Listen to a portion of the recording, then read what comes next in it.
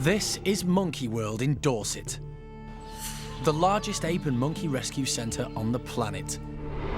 Today on Monkey Life, Linga meets her new family in the orangutan nursery. Baby Jolie is not impressed. Jolie is a green-eyed monster. She thinks of Ame as her mum, and she's not going to share her mum. In the bachelor chimp pad, a pile of blankets brings out Buxom's greedy side. And chimpanzee Jimmy has a very serious leg wound. If it continues to get worse, then it's very serious. And yes, he could lose that leg, easily.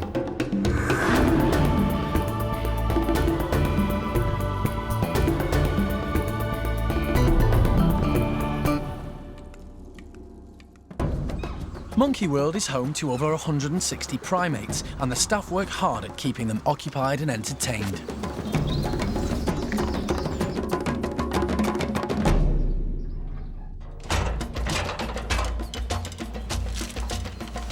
This morning, keeper Andy is on his way to see the bachelor chimps with something very special for them, a pile of old sheets and blankets.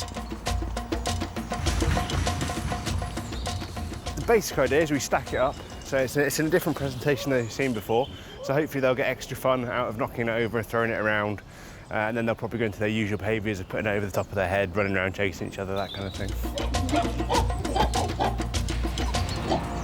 Just like humans, a chimp's primary sense is sight, and it doesn't take long for Sammy to spot the blankets and do exactly what keeper Andy expected.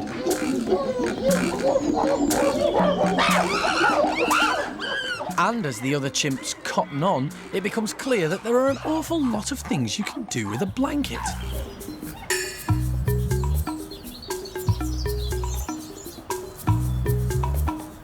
How about a portable tent?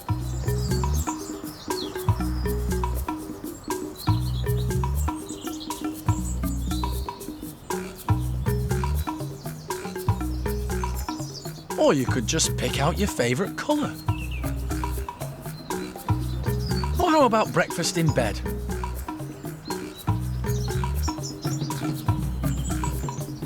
Or forget about breakfast and just stay in bed.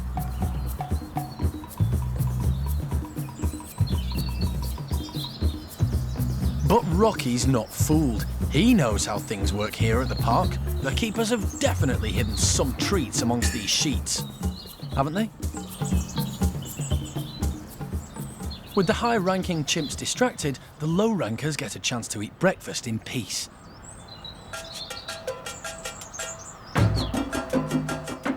And it looks like Spanish Charlie's stocking up for lunch too. Meanwhile, high-ranking Buxom has decided that he needs a lot of blankets. After all, they make a perfect den.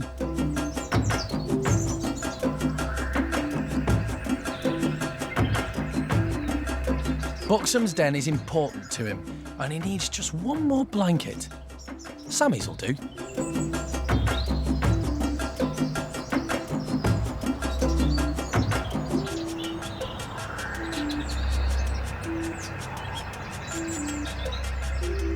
While the bachelors are outside enjoying their blankets, over in Paddy's chimp group,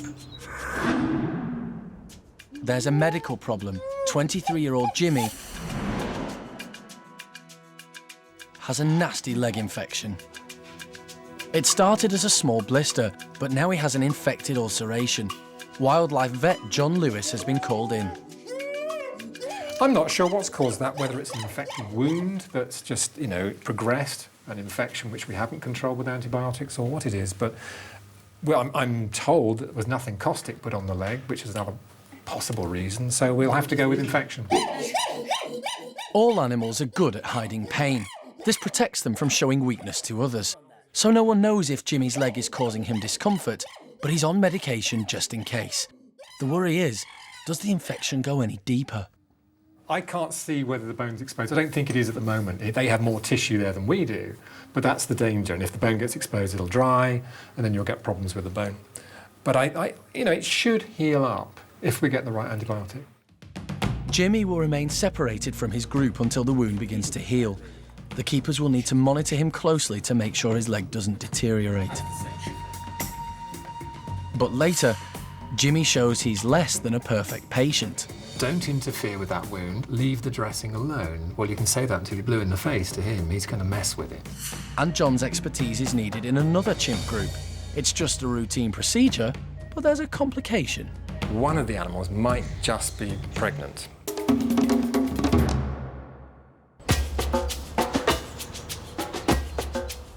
Monkey World is home to 14 orangutans living in 3 groups. This morning, big male Tuan and his ladies are getting a surprise. Sugarcane. Sugarcane isn't a native food for orangutans, so they're not sure what to make of the big sticks hanging around their enclosure. Lucky is the first to investigate.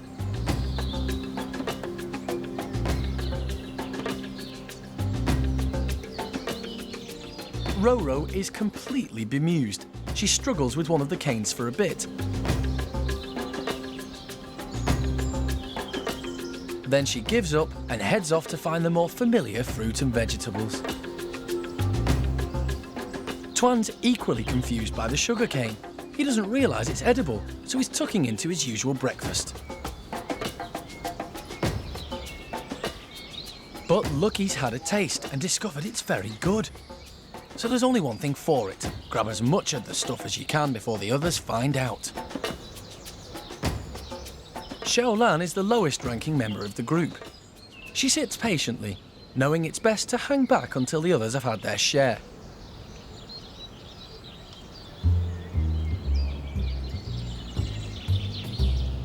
Tuan's finally realised how delicious the sugarcane is.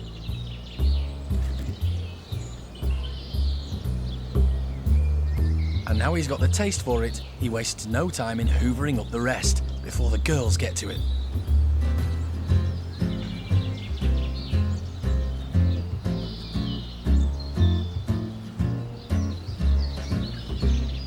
With the rest of the group occupied, Xiaolan spots her chance and grabs a chunk, heading up high to enjoy it in peace. And she discovers it's been well worth waiting for. These orangs aren't the only ones getting sugarcane today. Will Gordon and his gang work out how tasty they are quicker than Tuan's group?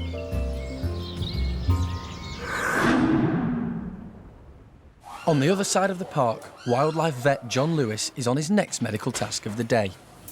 2 of the female chimps here have contraceptive implants under the skin.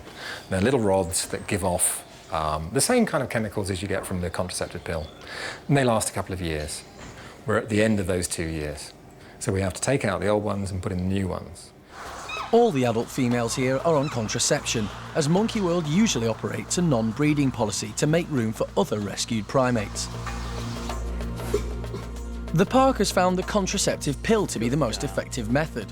But Jess and Eveline don't always take theirs, so they have to have contraceptive implants. These have proved to be very effective.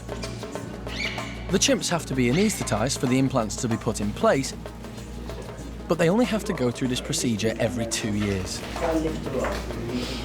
Jess is the first to be anaesthetised. John is joined by Monkey World's vet, Femke. Oh, I feel something here. You got it. Human females have only 1 implant put in at a time, but the park chooses 2 implants for the chimps. 1 implant would stop pregnancy, and that's fine. But if you use a higher dose by using 2 rods, then you also suppress cycling. In other words, the animal doesn't go through an estrus period, which means you don't get males fighting over an estrus female, which means you have more group harmony. And if that's what we want, and in this case we did, we use 2. But it doesn't have any greater side effects, doesn't seem to, but achieves a little bit more of what we need. That's 1. Good. The implant is some kind of semi-permeable plastic which allows the drug contained inside it to leach out slowly over a long period of time. As I say, we put 2 in a chimp, but I think 1 is the normal human dose. As you see, it's very small. And it's very inert. In other words, it doesn't cause a great reaction in the body. So once the hole you've made in the skin has settled down, it doesn't irritate them. Jess's implants are removed and replaced easily. But it might be a different story for Eveline. Mysteriously, she's been putting on a lot of weight. There's one complication. One of the animals might just be pregnant. Now that means either a failure of the contraceptive or she's managed to get it out without us noticing. So we have to check her by an ultrasound scan first, find out why she's got a swollen belly. If that's not pregnant, we can fit her with more implants. If it is pregnant, we don't give her a contraceptive. Obviously, we let her go through the pregnancy and have the youngster as normal. Coming up, will the ultrasound reveal whether Eveline is pregnant? If that swelling is a result of pregnancy, you should expect to feel a head or, some part of the skeleton of the fetus. Baby orang Linga meets her new family. You have contact, almost. And John is needed back at the chimpanzee pavilions. Jimmy's leg has taken a turn for the worse. I can see how close the bone is to the surface, and it's extremely close. And yes, you could lose that leg easily.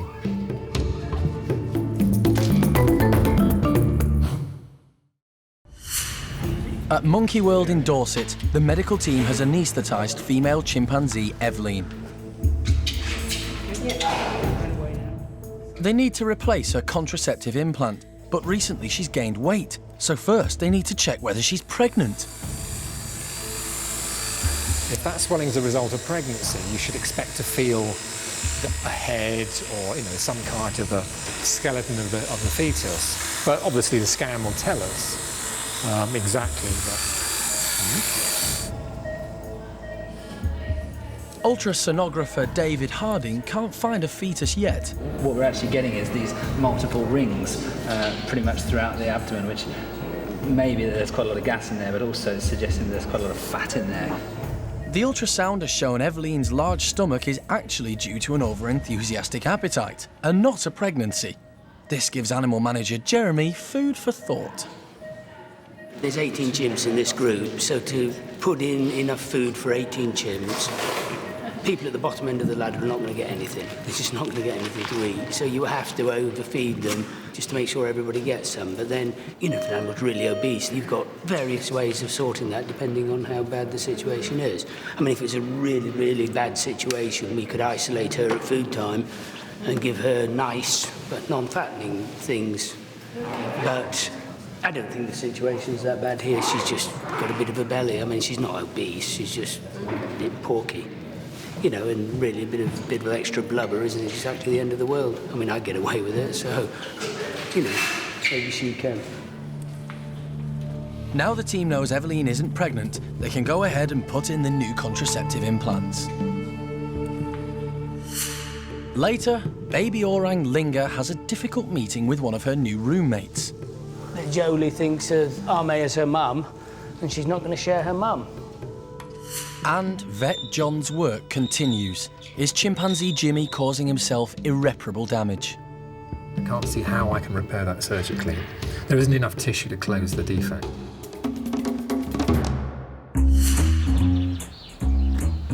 Today, the orangutans have been getting sugarcane treats, and now it's time for Gordon and his gang to try them. Gordon doesn't know what to make of the unfamiliar objects. Baby Kai is investigating, and even though Gordon doesn't know what the sugarcane is, he's suddenly eager to hoard it before Kai gets to it.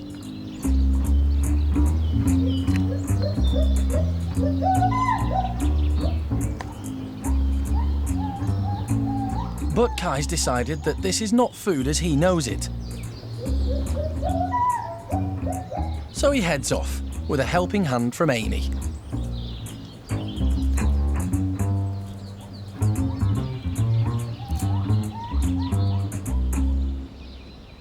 Sugarcane isn't a native food for orangutans, but they prove if it's sweet, it's good enough for them. Meanwhile, Kai gingerly tries a piece.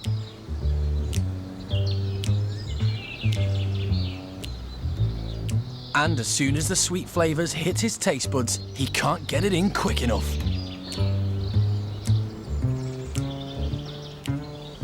Gordon's finally realised how delicious the sugarcane is. and he's putting his hands and feet to good use to hold on to as much of the sweet stuff as possible. Like every toddler, Kai's got a sweet tooth. Now he's tasted the treats, he's not going to miss out.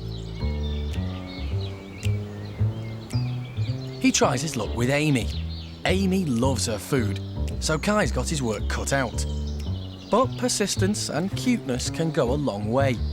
Flushed with success, Kai's on the prowl. He targets Mum, but Xiao Kuai is no pushover.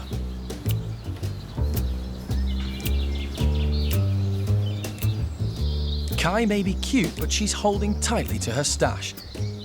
So Kai's relying on persistence. Extreme persistence, and Mum just doesn't stand a chance. Just like in the wild, it's Xiao Kuai's role as Mum to teach her youngster what to eat and how to find it. And Kai's proving to be a fast learner. He even knows the most comfortable spot for lunch.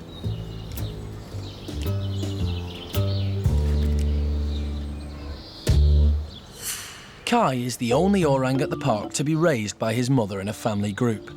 The other babies were hand-reared when their mums rejected them. They all lived together in the orangutan nursery and are cared for by foster mum, R. May.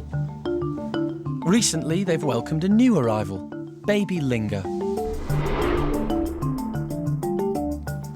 Hello, beautiful girl. Today, Linga is meeting the 3 young girls of the group under the watchful eye of R. May. Come get great. She's careful not to frighten Linga and keeps her distance, while Linga holds on tightly to a bundle of wood wool for reassurance. Linga was born in a zoo in Paris almost 2 years ago. She was hand-reared and couldn't be integrated with the older orangs. But she's confident and outgoing. Everybody's hopeful that a new family at Monkey World will take to her. Oh, not the aerial assault, no! At Monkey World's creche, 2-year-old Jolie has a very close bond with Arme and is not at all impressed by new girl Linga. Jolie won't let go of her foster mum. We have contact, almost. Who's that? But eventually, Arme makes contact with Linga, albeit briefly. Girl. Linga's doing very well. She's, obviously she's been dropped in at the deep end and she's reacting very well. She's not doing anything wrong. Just learning new people. Jolie, though, is now so upset by Linga's presence, she lashes out at her. Oi. But Jeremy's on hand. No. No. Jolie is a green-eyed monster, and so any interest that Arme shows in the baby here, she has an issue with. That Jolie thinks of Arme as her mum, and she's not going to share her mum. I mean, that's quite totally expected, so we've just got to police that and see how it evolves. Linga will have several more meetings like this before she joins the group full-time. Over in the chimpanzee bedrooms, Vet John has been called back urgently. Jimmy's leg injury has got worse. What started as a small blister is now an open sore, as Jimmy has peeled away the scab, revealing what's underneath. What I can see now is more accurately, I can see how close the bone is to the surface, and it's extremely close. The damage is far more extreme than John originally thought. It's likely that Jimmy is in a lot of pain, but he doesn't show it. In the wild, injured chimps do the same, to hide their weakness. They'll often isolate themselves from the rest of the group, because in an aggressive situation, they can't defend themselves. Here at the park, Jimmy's on medication to ease any pain, and hopefully begin mending his injury. This is going to take months of treatment, I would think, to get him back to rights. I can't see how I can repair that surgically. There isn't enough tissue to close the defect. So it's got to be medical. And for that, we need to put things on it. I think he's going to need a lot of daily attention. Hopefully, so that we can actually put creams or materials on that wound which will encourage it to close over, to form that the early phases of the scar tissue, the early phases of healing in a way. And that needs to cover the defect. And the gels actually are quite effective in doing that. And of course, in a human, you can say to them, don't interfere with that wound, leave the dressing alone. Well, you can say that until you're blue in the face to him. He's going to mess with it. If Jimmy were in his natural environment, the tropical climate would have caused an infection, and the outcome would have been fatal. If it continues to get worse, then it's very serious. If he exposes the bone, so the bone then dries, and in fact dries and dies, then he'll have dead bone in the lower half of his leg. And yes, he could lose that leg easily. For Jimmy to have the best chance of keeping his leg, he must let the keepers treat his wound. Animal manager Jeremy briefs his team. They'll go to any lengths to make this happen. If it costs an arm and a leg, we're saving his leg. OK? And that's our mission. We're going to do it. You know, if he wants caviar to let you put it on his leg, he can have it. If he wants a glass of champagne, he can have it. Whatever he wants. Hopefully he'll do it for a piece of banana, but let me know what you want, and I'll get it. Will do. Next time, chimp youngster Eddie is scrounging again. Baby Linga finally bonds with her new orangutan family. And animal manager Jeremy prepares to take a huge risk. I reckon I can go in with him. It's the only way he's going to be able to get a swab from Jimmy's wound.